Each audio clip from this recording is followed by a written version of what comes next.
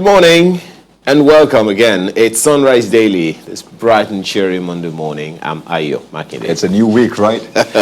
You're welcome. I'm Kayode Okikelu. I'm looking at all the issues that have happened in Nigeria, and every time we call on governments at different levels, ministries, departments, and agencies to do whatever it is that they need to do per time to ensure the needful is done, well, the issues are not just going to go away. Oh, yeah. I was watching the news last night, and a number of people are not particularly happy now in Kaduna, in Katsina, and a number of places, all about issues of security.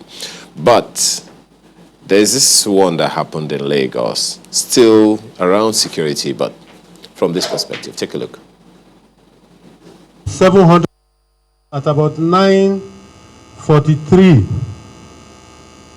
p.m., one of the Twitter handles of NSAS released this photograph showing the live bullets used at the peaceful protest at Lekki Gate. Please observe closely. See this cartridge? You can see the top is crimped. That is a blank bullet.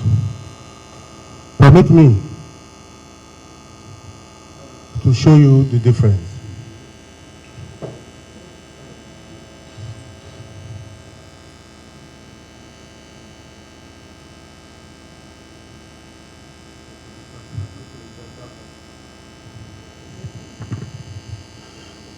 For the benefit of everyone, I have it on the screen here. This is an expended ammunition blank. All it contains is gunpowder, which makes just noise and a flash, those flash you saw. This is an unexpended round of 7.62 mm blank. Here you have a live round. When fired, it has a muzzle velocity of 700 meters per second. It is effective up to 600 meters. That means if you fire the rifle, it will kill somebody up to 600 meters away, depending on the skill of the firer. With that heavy muzzle velocity, if that rifle is shot at somebody at 10 meters, the damage is unimaginable. With that compact crowd you saw there, if they fired, you will not have a kill per person, but perhaps 3 kills per person. Oke Obi Enaduhuze is hit in the neck by a stray bullet and later died from his wounds because the ambulance sent to help him was prevented from giving medical aid by Nigerian Army. Oke Obi Enaduhuze is hit in the neck by a stray bullet. This is the claim. Analysis. Oke's brother has since refuted the claim that his brother was hit in the neck by a stray bullet from officers trying to repel touts. Oke was stabbed by hoodlums who broke into their home at Makinde Police Barrack, Mafoluku, Oshodi, Lagos. He was later pronounced dead at the hospital, where he was taken to by his mother and brother. This is the extent to which unscrupulous people go on the internet, social media, to cast the Nigerian Army in bad light, even when it is performing its constitutional duties.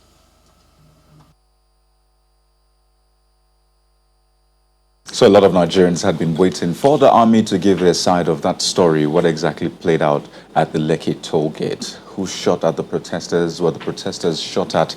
How did we record some of the casualties we recorded? Well, that's a representative of the Nigerian army giving their account of what transpired, how they were summoned to the scene, what they did, and then, of course, the aftermath.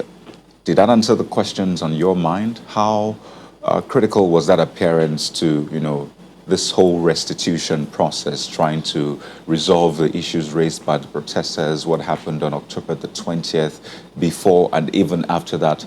How much help has this done? Well, that is left to that panel, that judicial panel, to decide. You may also have heard the part where the representative of the army said, well, they were not exactly happy that the governor denied asking them to help. He said it was the right thing to do, actually, so they were wondering where the governor was shying away from actually saying, well, I did this. But also, the lawyer on the other side asked him and said, well, does the governor have a right? I mean, how much of a right does the governor have in terms of a chain of command of the Nigerian army to summon or to tell the Nigerian army what to do in court? And he said, well, the governor is not an officer, so the governor can't exactly order them to do what they need to do. They have to get it from their chain of command. A lot of things actually transpired. Looking at those accounts, some of them really sad, very touching. You know that we have quite a length of days time to go just to uncover these things and try to, begin to do what this panel is meant to do, which is restitution. But I need to say at this time that everybody needs to, keep their eyes on that panel and ensure that we follow through. And whatever it is you're not exactly happy with, that's why this is a democracy. Voice your concerns. Don't forget, there are two individuals that went to court and said that, well, they're not exactly happy with the constitution of this panel by the governor because they think that the governor is a party to this and he shouldn't be the one, constituting this panel. Different sides to this, but one thing is sure, we need to get to the root of this. We need to make reparations so we can move forward. The young people that boycotted the panel for a few weeks, in fact, for a week rather, a few days, I hear that, well, they have since said, we're coming back. Okay, we're going to be a part of this so that we can also be a part of this process and ensure that we get this to fruition. Don't forget that this is not going to take a day, a week, a month. I don't know how long it's going to take, but we need to be prepared for the long haul and keep our eyes on this. Well, there is also indication, or at least some other, believe that they, have actually already come back. Otherwise, you remember the chairman of the panel was saying, look, we're not going to be able to sit without, full quorum and all of that. And all of these issues are there, but then there are so many issues to this same NSAS protest, and the aftermath has produced a lot of things. One of the issues, of course, you saw the soldier there quoting copiously from social media handles of a number of people, which the federal government is saying fueled the crisis. And they're also saying, you know what, we are going to find a way to make sure that we what's the word now? Regulate, censor, manage, whatever the word that you want to use. It's still generating reaction. You remember Pastor Tunde Bakare was also saying, as far as he's concerned, it's not the best way to go. Well, it really depends on what side of the divide that you want to find yourself. But as far as these judicial panels are concerned, as far as all of the security issues are concerned, we all have our jobs cut out for us. But the most crucial of all of these is the right leadership, sending the right message to the right set of people. We're back in a moment to take you through the papers. Please bear with us.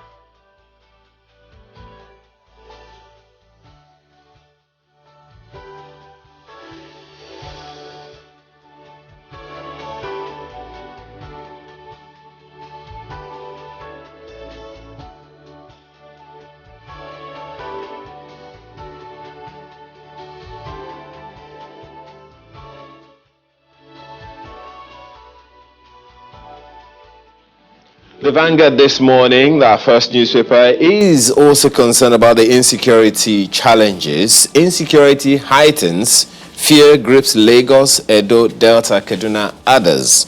That's the lead. And the story you'll find on page 5 is robbers, cultists, hoodlums run riot.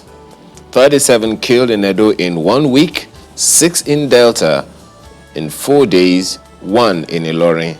Police raid black spots, arrest 720 suspects, recover arms, drugs, looted items in Lagos. Call for information to recover looted arms and ammunition in Edo. Gunmen break into Kaduna Polytechnic, abduct lecturer, 2 children.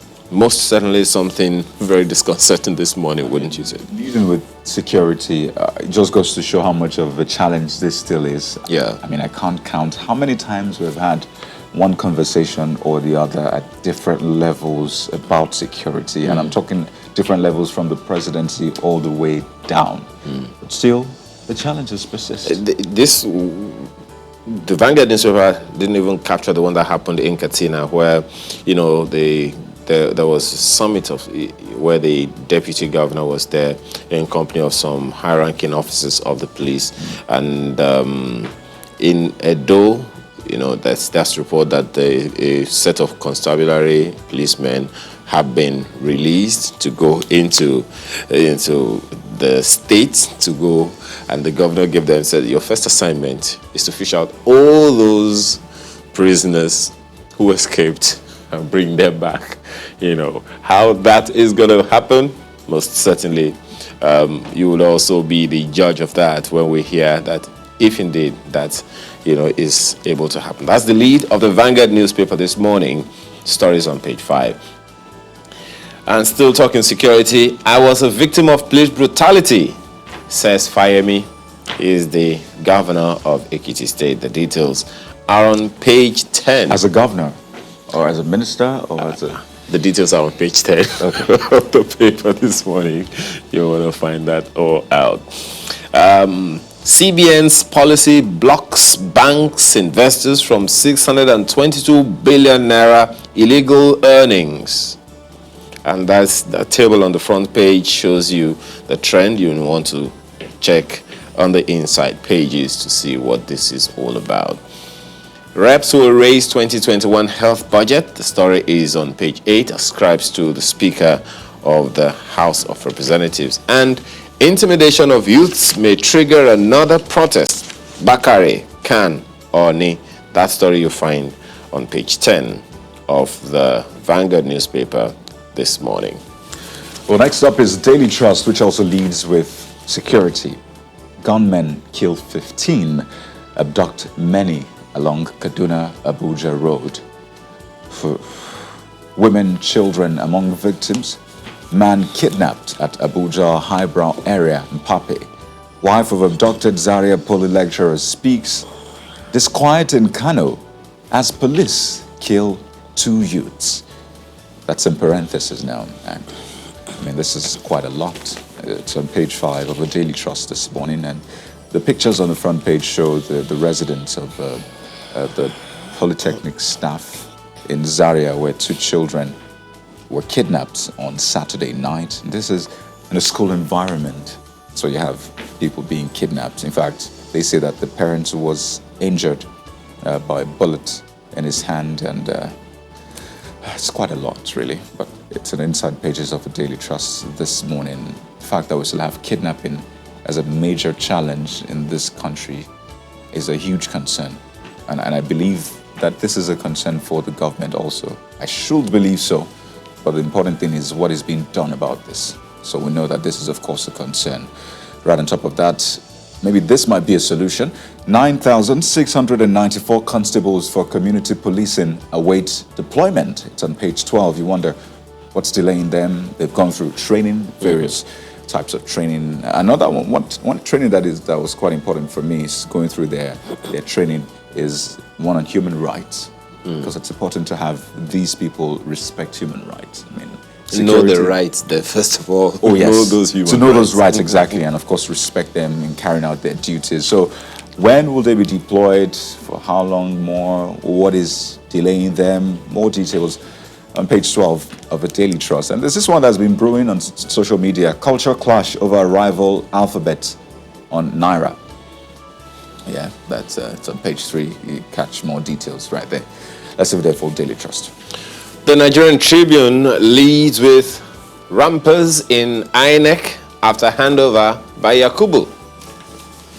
Why that is a thing, the story is on page 2 of the Nigerian Tribune this morning. Presidency, National Assembly, APC connection, pro-anti-Yakubu forces emerge. Interesting.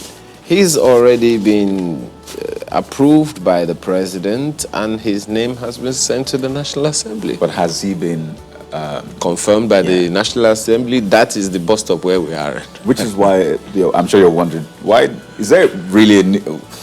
That's why what's the rumpus over? What's the rumpus over? But anyway, except something is about to happen we don't know. Okay, well, we'll find out. The details are on the inside pages, page 2 specifically. Right above the nameplate, regulating social media risky. Tunde Bakare warns FG and states. That story is on page 5. Reps summon NNPC, CBN governor over 3.235 trillion naira unremitted crude oil revenue. 3.235 trillion naira revenue. The 0.235, by the way, looks more like billions, so just so you know. And it's on page 26. Unremitted funds, for how long, how many years? It's just 1 year, 2 years, 10 years? The details are on page 26, calling again attention to the fact that there's a lot of money hidden in a number of places. If only we could just find them all out. Prices of major foodstuffs in Southwest markets increased by 100%.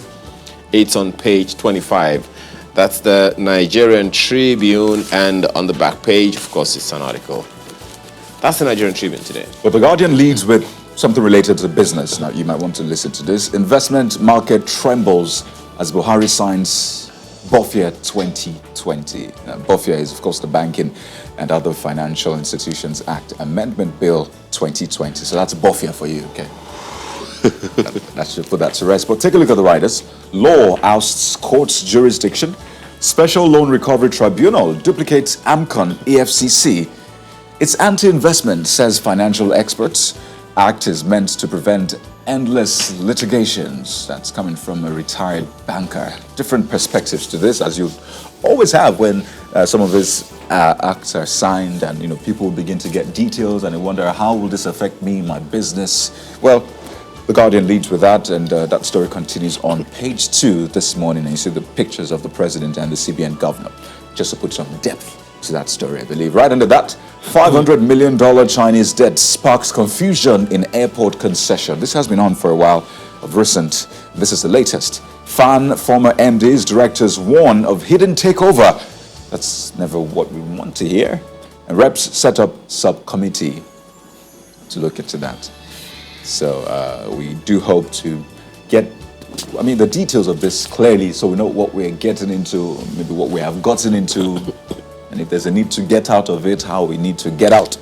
The word hidden there catches my attention. Oh, yes. Something is hidden, and it concerns a loan. So you wonder if the reps subcommittee will find what is hidden, if indeed something is hidden.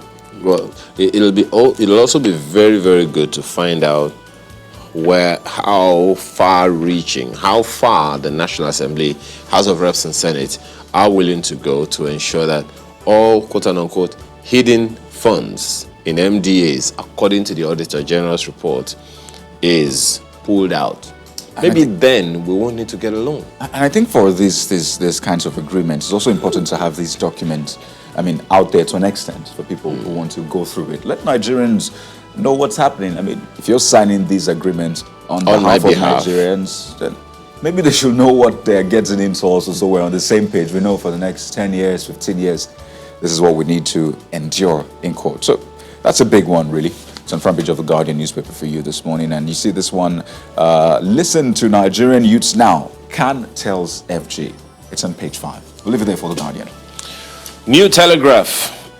PDP governor parleys APC leaders. Defects this week. That's the lead of the New Telegraph today. Stories on page 3. Umahi eyes presidency, ignores Secondus appeals.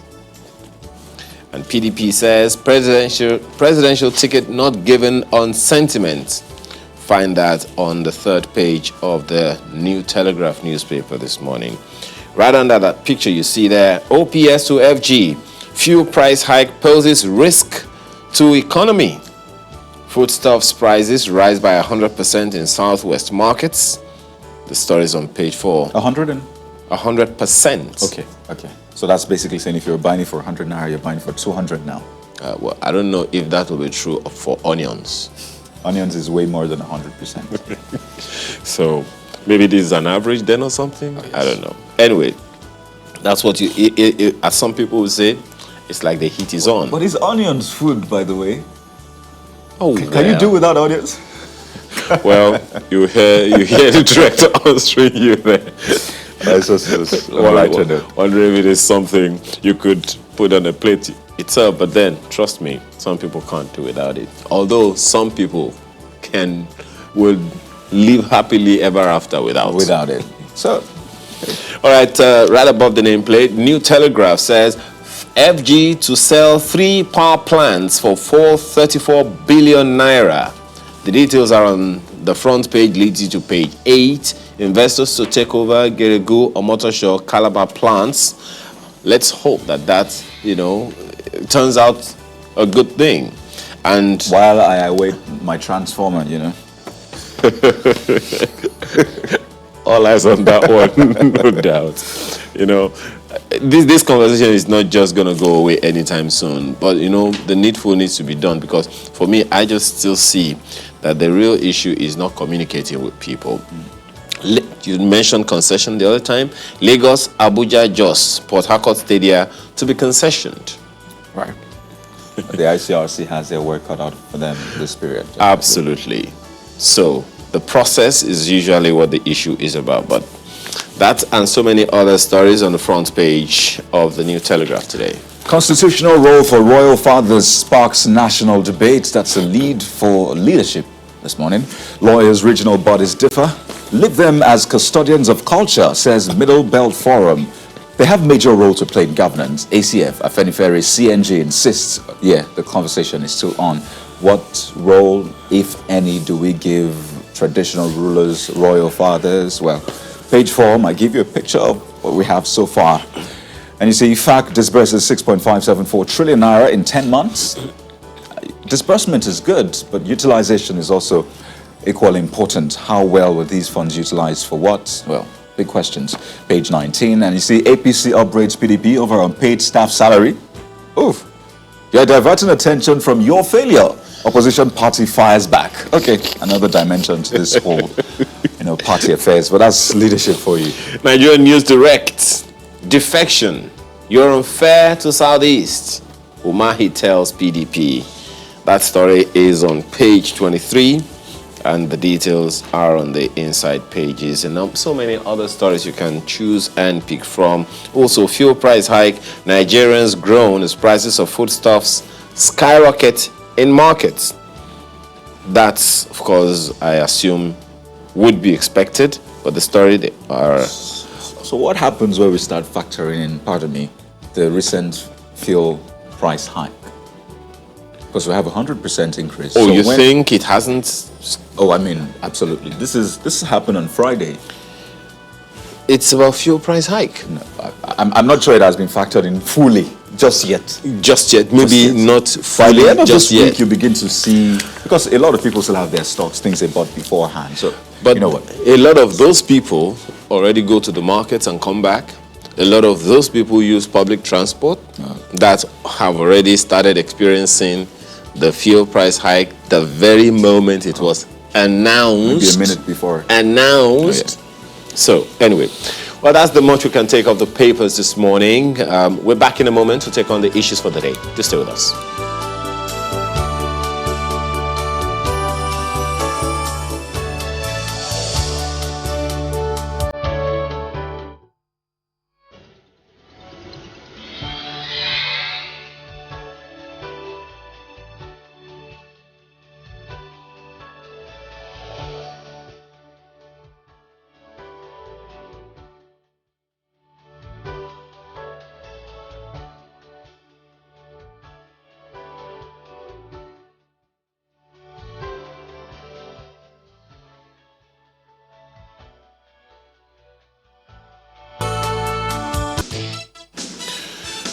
Well, that is what we are talking about this morning. The announcement was made, I think, on Friday, early Friday, and then before you know what is happening, you get to the fuel station before you even bat an eyelid. The prices have increased in Lagos. At the very least, you'll find it for 168 naira per liter. I don't know of other fuel stations, but the few that I have been to over the weekend had sold for 168 naira per liter. Now, this is not the first time we are having this fuel price increase. We've been having fuel price increase since as far back as maybe the 1970 or thereabout, and that has been on an incremental trajectory. Almost every government that has come into office has had one reason or the other to increase the price of fuel. Well, has there ever been a time when fuel price was reduced? A few times. But how significant? These are so many other issues we'll be discussing this morning. A lady and two gentlemen join us this morning for this conversation. We'll begin with Ronke Onodeko, who is an oil and gas expert. Thank you for joining us this morning. Mecca Olowola, energy expert and chief executive officer of Senera Group. We thank you very much for your time, as well as Billy Harris, who is the national president of Petrol Products Retailers Association of Nigeria. Ladies and gentlemen, thank you so much for your time. Let me begin with you, Mr. Olowola. So this is where we find ourselves this morning, and the concerns are genuine, you would agree. First of all, we knew this was going to happen. It had already been announced since as far back as I think March, and there's been repeated references to it by the Minister of State for Petroleum that as we have increase in crude oil price, we may be having increase in the pump price of petrol. This is where we are now. But then what we may not have factored in is that for every time fuel price increases, it is not only fuel prices that increase. What do you make of this? The facts are what they are. When, in Nigeria, particularly when fuel prices go up, what we see typically is that the prices of commodities, transportation cost, services in general, everything would follow suit. Even food would go up. Okay, so it is, the reality of the sort of market that we run when you have a monolithic, market where the government resources are predominantly from, the petrodollar, so the revenues of government, even though our nation, our GDP is not driven by, crude oil prices, but government's own revenues are constituted up to 95% by what comes in through crude oil sales. So that's what is, will affect everything. I can tell you that people are already gearing up to, reflect this in their own pricing templates across board. And, the dynamics and the reality will be, for stakeholders to deal with.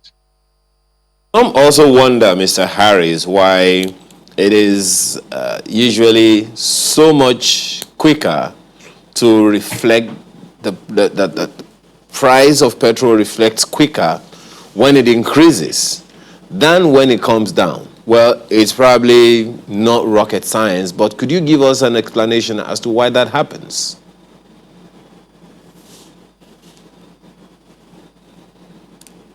Mr. Billy Harris, that's for you.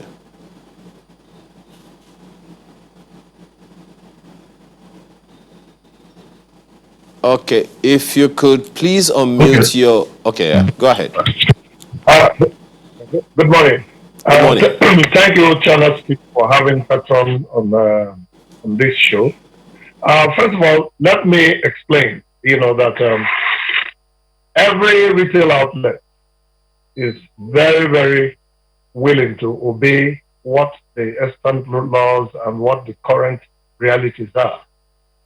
Now, there are a few things you need to understand.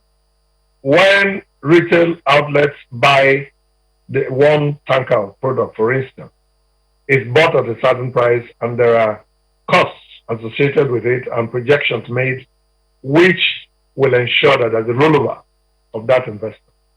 Now, in this case, as it is today, most of our members who have sufficient products across the country did not change their prices.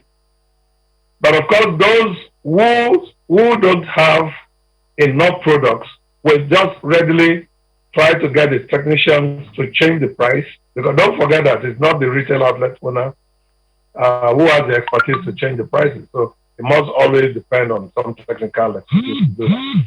So the reason is simple. The man don't have any product. He has a little product. He's going to cough up additional 22 naira, per liter. So where is he going to get that from? He will try as much as he can to see what he can mop up to go back to NNPC to buy the product. So that is the reason. It is not because the retail outlet owner is not sufficiently empathic. It is because of the realities of the economic, circumstances. So that's why these changes can occur effectively. But as I speak to you today, as of yesterday, most of our members across the country that have up to 15,000 liters storage in their retail outlets did not change their prices. So I can say that on very solid story. So, if I could just get this clearly, when did your association get the notice of the new ex-depot price? We got it just the same day that you got it. So when now did that is the issue. Yeah, that's about 2 days ago. So that's on Friday, right? On Friday, yes. Yeah. Okay, so that is the issue we as an association frown at. We represent a tradable size of the retail outlets for gas and white products. And it would be very, very unfair to put the blame on our retail outlet owners that prices just change. Because that is what the common man on the road, the commuters, that is what they see. They do not see that there is a back office activity that has resulted to that. And we insist that the regulation is not fully, certain, because the regulation, like we've always said, is what we advocate for, and that is what we accept. And we have supported the government to deregulate. We have also said we are very happy that there is no subsidy anymore. So it will be in the best interest of the Nigerian economy that associations as critical as Petrol, that is the last mile in the petroleum, downstream operations, to be consulted in these matters. And we've just only been getting correspondences back and forth to explain why certain things are happening the way they are. So this is just the issue. Now, if the regulation are certain, there is no regulatory authority that should set a price of any kind. The buyers and the sellers will determine what the economic value should be to sell. We'll take on that issue of consultation and how your association can be carried along much better. But the reason I ask when you got that notice is I also want to know, so if you got that notice on Friday, right, when is the earliest time that retailers can purchase petrol at that ex-depot price? If you got it on Friday morning, when is the earliest time that a retailer can purchase at that new price? On the 13th. On the 13th. On the 13th, the circular says that this price becomes effective on the 13th. Right. So from the 13th. From the 13th, right? Is it at that same moment? Because I understand you have to go get the product and then bring it back, right? Yes, it is. That's why I told you that most of our members who had some products in their facilities did not change their prices as a gesture of patriotic value to Nigerians. Because, Mr. Harris, you know, it's easy to say these things, but a lot of Nigerians would tell you that immediately they got that notice on the internet and they saw the you know, that particular memo flying around, and they went to buy petrol. The price had changed, and they were thinking, wait a minute, are they going to get the products at that same instance? Brought it back. If we have evidence of that, practical evidence, we should, you know, reach out to those retail outlets and let them know some of the rules, you know, that guide the business. But with those of us who know, because I know that in Port Harcourt we have a town hall meeting, in Imo State, in Abia State, in Cross Rivers, in Akwa Ibom, in Delta State, in Edo State, we have town hall meetings with all our neighbors on Zoom, and we clearly took a position to know what is the status of everybody's storage. Of course, most of them have just less than 1,000 liters. There is nothing to regulate or to advise about that. And those who have 10,000 to 15 to 20,000 liters in their storage did not change their price. Right. I can tell you that on my honor. And I can even share some of the information with you if you so desire. We appreciate that. Don't forget that everybody is not reaching the national president or the national executive council at the same time. Maybe some of the people who change their prices were people who did not have the information of what our rules, of what our, you know, patriotic values also are. Because we are very sympathetic to the buying public. I can tell you that as it is today, we are the ones who have to explain to the commuters what is going on. And we are not happy to do that at all times in such a very, very short time. Okay, Mr. Harris, we'll come to this.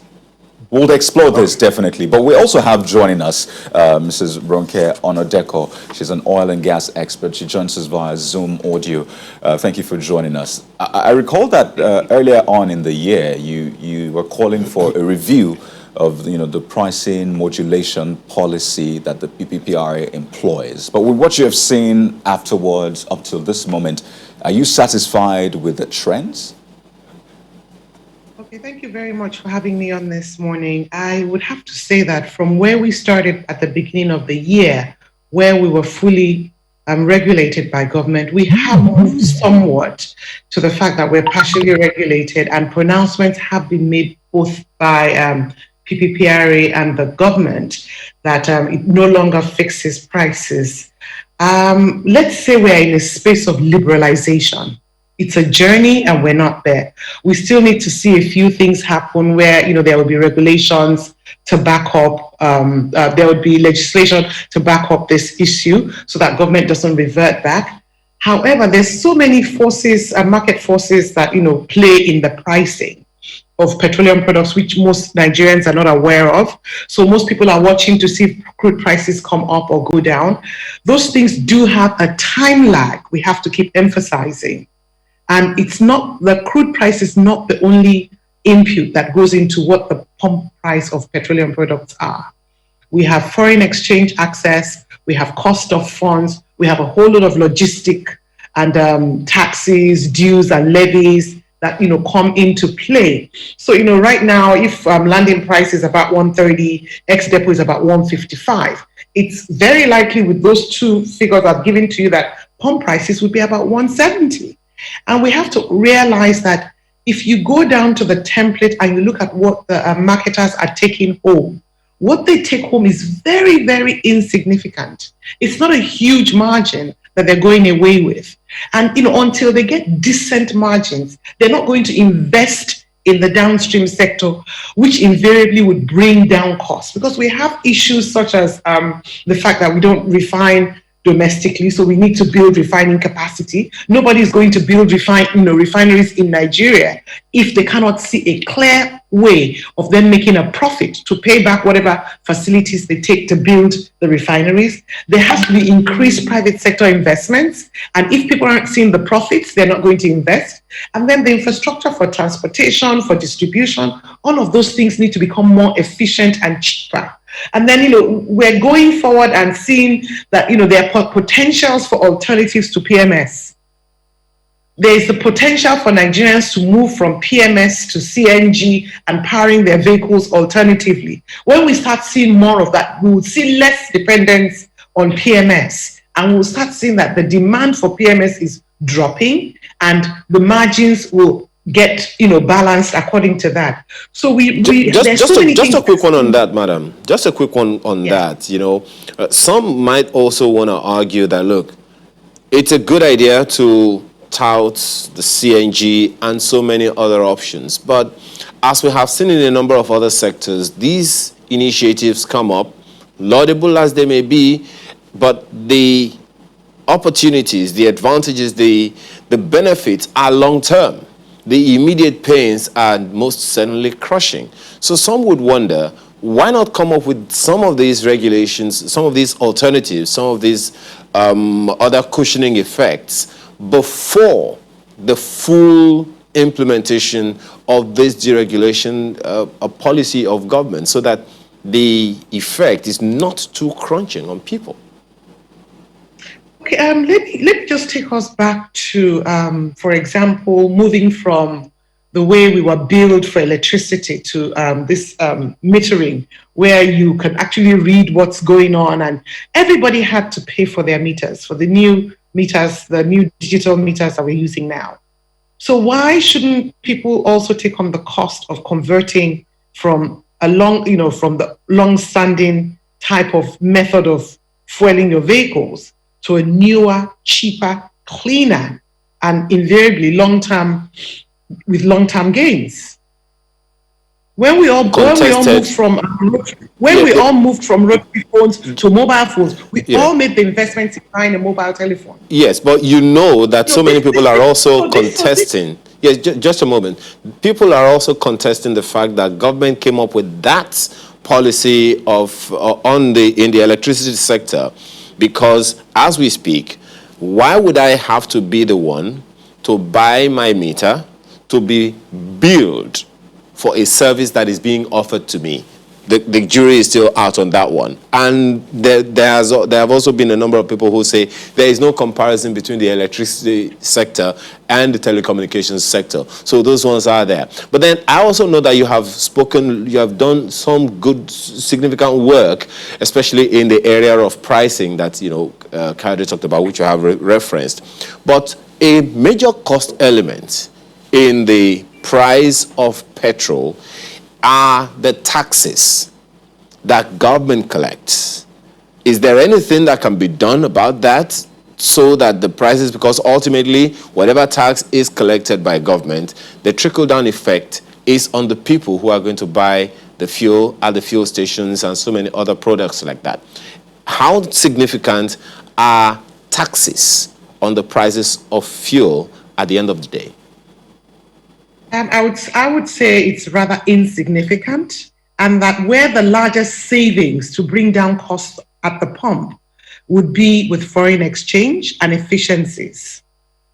Efficiencies in the term that if government was not actively importing and managing the flows of petroleum products into the market, more private sector importers would get involved. But there's a scarcity of foreign exchange. Government seems to be able to, NNPC and its subsidiaries seem to be able to access foreign exchange at much cheaper prices, which other marketers do not have. And those are the things that are deterring the market forces to play effectively. If the market forces were to play effectively, there will be competition. There will be increased efficiency. Government is not the most efficient importer of anything. There will be a more commercialized attitude to the importation, the distribution, and the pump supply of petroleum products. So I think holistically, there's so many things that we need to look at. One of the first things I would say that people should push for is that government should make sure that foreign exchange is available to all participants in the oil industry at equal prices. Nobody should have any advantage in accessing foreign exchange, and there should be no price differentiation. The minute we see that, we will see more private institutions coming into importation, and we will see that government is probably not the cheapest or most efficient source of petroleum products coming into the Nigerian market. You know, there are different angles to this. Yeah, you might have the upstream, the downstream sector, but you have the people stream, the people that go to the filling station. I'm speaking on behalf of the people of Nigeria as a fuel purchaser myself. I know. So I'm just trying to broaden this conversation. So let's take on Mr. Olowola. I know that at some point when this whole conversation started with this administration, I think it was about 4 years ago, you said that Nigeria is better off liberalizing and deregulating the sector. That has happened to some extent, even though, I mean, as she pointed out, she says that we need to have some laws backing these things such that we don't go back and forth on this.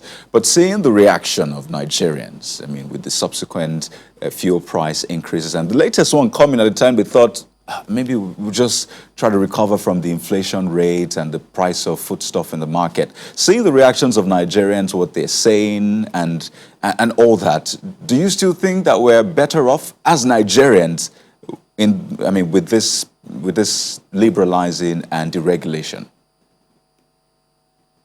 Yes, definitely we're better off. Like Ronke said, in the long run, that's what's going to play out, right?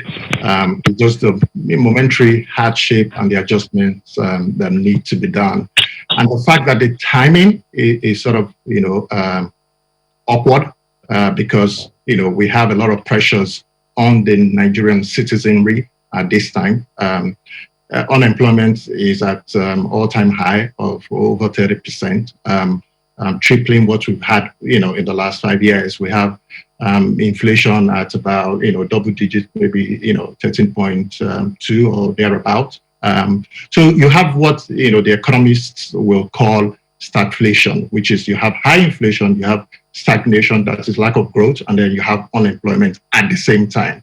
So when you take decisions like this that are sort of inimical to the comfort, of the citizens, you get the reaction. Nobody's going to think about the long term now, unfortunately, because minimum wage is low. With the pressures on foreign exchange, we saw the naira devaluing to, in the parallel market to 470 naira to the dollar. You have food prices going up at the same time. You're coming on the back of, a pandemic, a global pandemic that is, COVID-19. And then we went through, 2 weeks of upheavals in the country with the protest, the citizens' protest that we saw. So electricity is going up. So the burden on the citizens are, just onerous, and the timing that everything is coming to bear, is what, people are groaning over. Okay, so the economic indicators are there that we're taking the right decisions, because we're spending what, maybe an average of 1 trillion every year, to subsidize, the product. So the estimation in terms of what will have been spent this year alone was about 460 billion naira. Okay, so what Nigeria cannot afford that anymore as a nation. It's just what it is. The reality is that the federal government doesn't have the muscle to be able to absorb all of these shocks anymore. Okay, so is it any fault of theirs? Maybe not. It's a perennial problem that we have that preceded this administration. Are there things that they can do? Yes. There are immediate steps, that should be taken. The first one is, communication. Okay. So all the things that, Ronke was talking about should be more aggressively communicated, by government itself, by the government machineries that have been set in place to make this, education known to Nigerians. Okay. And then, there are immediate, palliatives that can be done. I believe that, that there's a window, for around taxes, that can be, it may not be significant, but it's still something that can be done. All right. So if you have a truly regulated market, why do you need the Petroleum Equalization Fund, for example? Just a moment, Mr. Olowola. Just a moment. That fact you mentioned about communication, I think, needs a little more exploration so that we can understand what we're talking about. Because when we're talking about communication, some people think it's just to push out the narrative and let people, just know it. But then communication is always a two-way street. A little more on that when we come back from this break. Please stay with us. Yes, Mr. Lowola, just to, expatiate a little further about the communication. How do we communicate the fact that the economy is going to get tighter? Fuel price has increased, and as you said, we haven't even begun to feel the impact on food prices, even though as at over the weekend, food prices have increased by 100%. So what kind of communication should we be putting out, and how do you anticipate that the people will receive it? So the best time to communicate, like they say, was yesterday. But the second best time is now, right? Okay, so if we miss one moment, we shouldn't miss the other. All right. One key element of communication is trust, right? I must be able to convince, my audience that I mean well and I'm communicating the truth. All right, so it's very critical. There are countries that have done it. When Singapore came to explain issues just recently around COVID and the fact that the citizens have to sacrifice, with the government to take certain radical steps, right?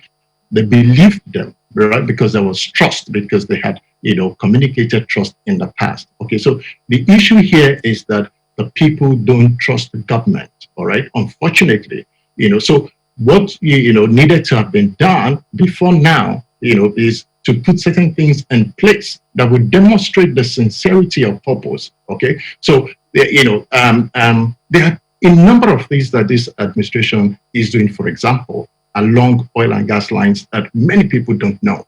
All right. So one of the key things that we can use to fix this once and for all, this perennial problem, so that we have with fuel prices, is refineries, for example. What are we doing regarding refineries? There is so much opacity around even the interventions that are existing from government. Okay, as we speak, there is $200 million dollars that citizens can access to build modular refineries. There's another 500 million in the back of industry. Okay, that people are aware of those stuff that government is doing. There is a new vision for the Niger Delta that the federal government has.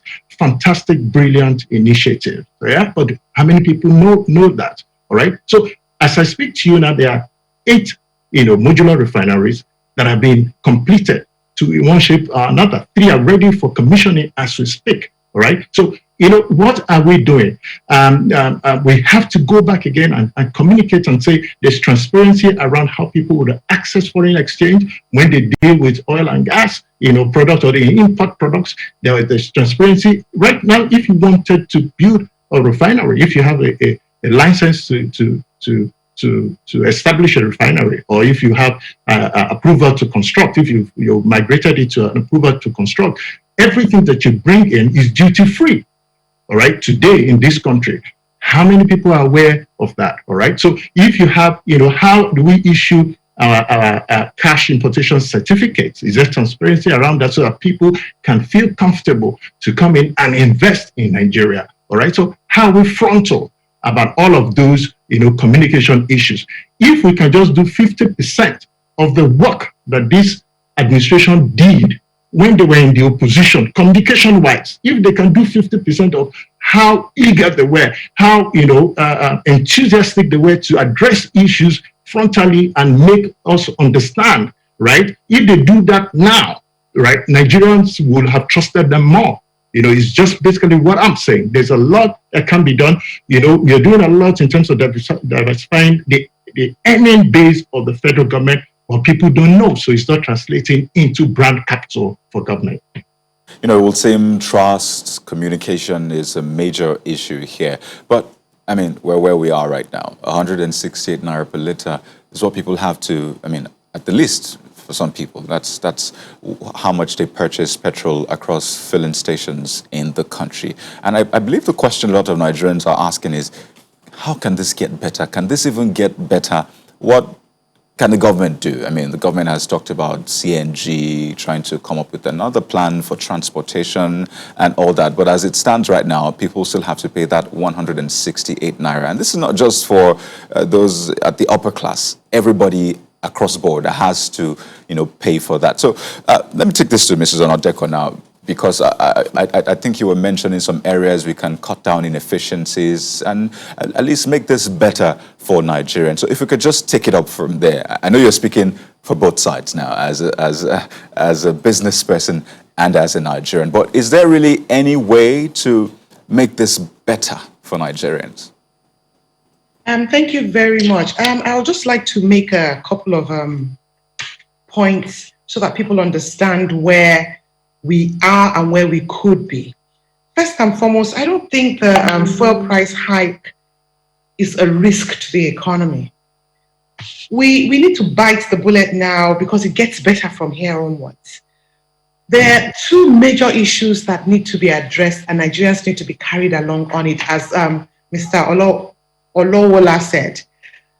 We need to carry people along in terms of communication. Nigeria is going to multilateral agencies such as the World Bank, looking for financing to keep our economy going. One of the preconditions or the conditions precedents for accessing these funds is that we need to remove subsidies from power, we need to remove subsidies from petroleum products, and amongst other things. So we don't have a choice. So it's not up to the government to choose whether to cushion the effects or not. It's no longer in the hands of the government. And if they succumb to saying, okay, we won't get the money from the multilateral agencies and we're going to help Nigerians manage by, introducing subsidies, we're going to find out that the economy would crush even and fall even worse than we're feeling right now. So that's one thing. The other thing is that with the input of funds coming in for investments into Nigeria after we've met all these conditions, there would be more business opportunities. There would be employment created. And all the government really needs to do is to make sure that they hands off whatever is coming in and allow the market grow organically. The collaboration between the MOMAs, IPMANs, Petrons, and the regulators are enough to get us to where we're going. We will see that competition, there will be a level playing field, competition will get better, and prices will not be exorbitant as people are anticipating. And there's no need for Nigerians to keep going back to this issue of palliatives. Palliatives have never worked for anybody. It just keeps us in a position where we're still waiting for things to get better.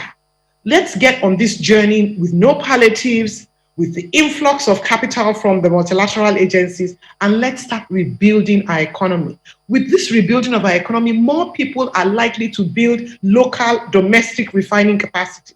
We will find out that petroleum products will become much cheaper because we will cut out the cost of shipping our crude out, shipping petroleum products in, sourcing for foreign exchange, using the scarce resources of foreign exchange we have to buy petroleum products.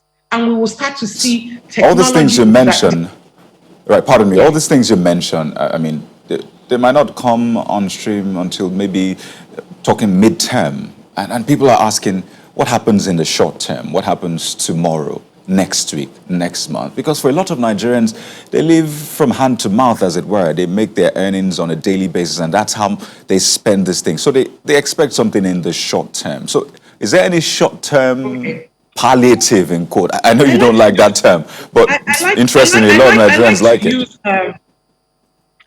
I like to use analogies that Nigerians can relate to.